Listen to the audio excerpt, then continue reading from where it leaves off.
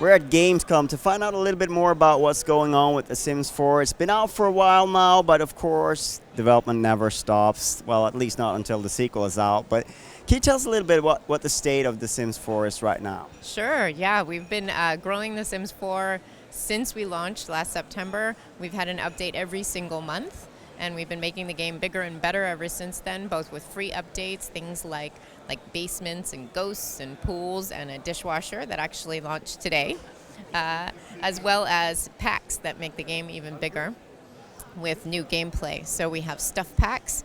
We have a new one that's coming out on Tuesday called Cool Kitchen Stuff, and that has an ice cream maker in it. We have game packs that we've launched. Our last one was Spa Day, where you take your sim to the spa.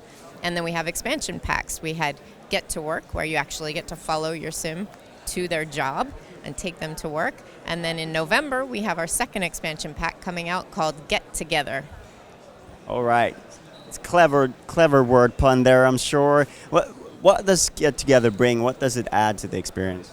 It's pretty cool because in The Sims 4, we really focused on the Sims and their personalities and bringing those to life and their individuality. With Get Together, you actually are able to have the Sims hang out with friends through clubs.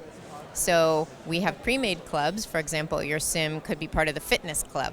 In the fitness club, they like to exercise. They like to wear their exercise clothes, and they're very fit.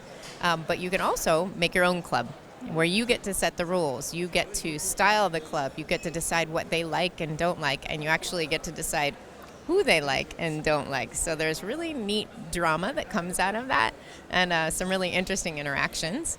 And then, of course, there's great fun stuff to do for the Sims with their friends. So group activities where they get to hang out together, they can play foosball together, and their friends will cheer them on. They can go dancing together, and we have all kinds of great new objects for that too. We have a new DJ booth that's super exciting and a new DJ skill, and it's all set in the world of Windenburg. It sounds really like sort of that innovation that you brought with The Sims 4 is really coming out to sort of its full potential when you sort of mix them up more together and sort of get them to sort of interact more with each other. Of course, they're always interacting, but like in more of this kind of situation. Yeah, I would say that the interesting social dynamics that we see from The Sims 4 right now with individual Sims and that interplay, even looking at how the Sims multitask. And we see how they're in groups a lot because they're able to talk and eat at the same time. They're able to interact with each other and do another activity. It makes them more social creatures. And so really playing off of that and saying, okay, well, in real life, you want to hang out with your friends. Like, that's what people do. They want to feel a sense of belonging to a group or a club. And how can we bring that to life in this new expansion pack? So absolutely, we're playing off of that. You talked a little bit about sort of the philosophy of free updates and content packs and then these expansions, different tiers. Have you sort of, is it concrete exactly what kind of things people can expect in terms of like free updates? And how do you sort of differentiate if a feature should be a free one or if it belongs in a bigger expansion pack? I would say that there's a lot of complicated, formula and math and things like that. Honestly, we have in our minds a vision for The Sims 4 as a game experience and how we want to grow it. But at the same time, it's important that we react to feedback that we're getting, to things that are happening in real life, to how players are actually playing the game versus how we thought they might play the game. And so we take all those factors into consideration. It's not an exact science, but I think, too, we listen to what we think that the players will expect and really try to honor that. And also the ways that we feel they want to expand their game and the way that they're playing with their Sims. So that's big. Windenburg is a brand new world. also that's coming with the expansion pack. And this one's important because we have a global audience playing.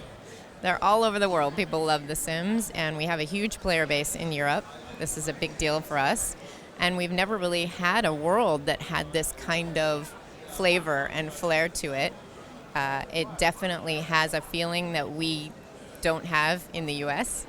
And so we've blended this kind of modern, cool European culture that we all admire with this classic architecture. We have ancient ruins. We have sort of more classic architecture styles mixed with this modern feel, and it feels distinctly European inspired for sure from different cities in Europe. So that's a way that we're incorporating what we see from our players, who our players are, into how we make the decision making for the game.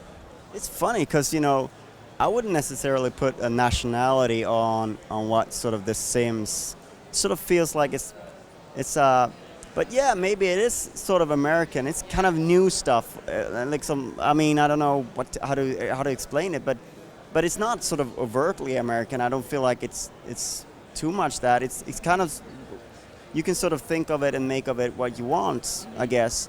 But then now that you mention these kind of European themes that, not all over Europe perhaps, but parts of Europe, it kind of makes sense, but it's something that I didn't even think that was missing from the game.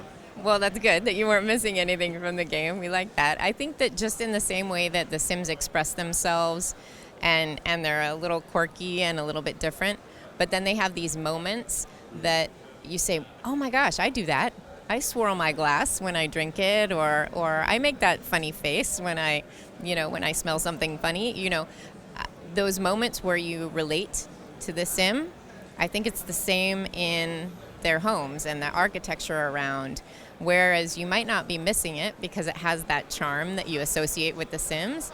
I think once you actually see Windenburg and understand what we were going for, I think there's going to naturally be oh, that looks familiar. Oh, I relate to that. I can see that has a feeling that feels like my town.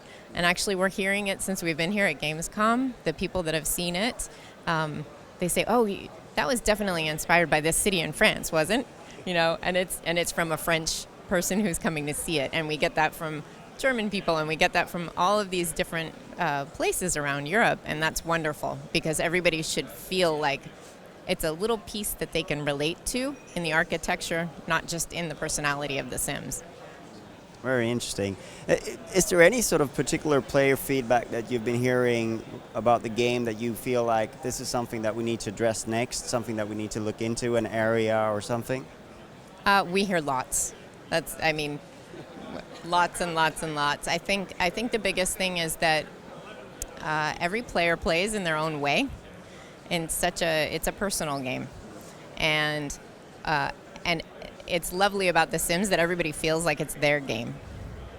So that's very cool, and it means that when people give feedback, it is also very personal and very much about how they play. And it's up to us to acknowledge that and to honor that and respect that, but also to listen to all of the inputs that we're getting from our very large player base and make sure that we're hearing everybody. And yeah, that influences how we make our decisions going forward and what we start working on. And we're listening all the time. Right. So, what's the road ahead with The Sims 4? Obviously, it's kind of natural that it's going to be an ongoing thing for quite a while. What kind of roadmap ahead do you have? It's a great one. The expansion pack get-together is definitely on the roadmap for November, and I think our history has shown that we've been improving the game every single month, and we have no intentions of stopping that. So we're going to keep on making it bigger and better, and adding gameplay and exciting our players. Right. Thank you so much for your time. Thank you. It was a pleasure.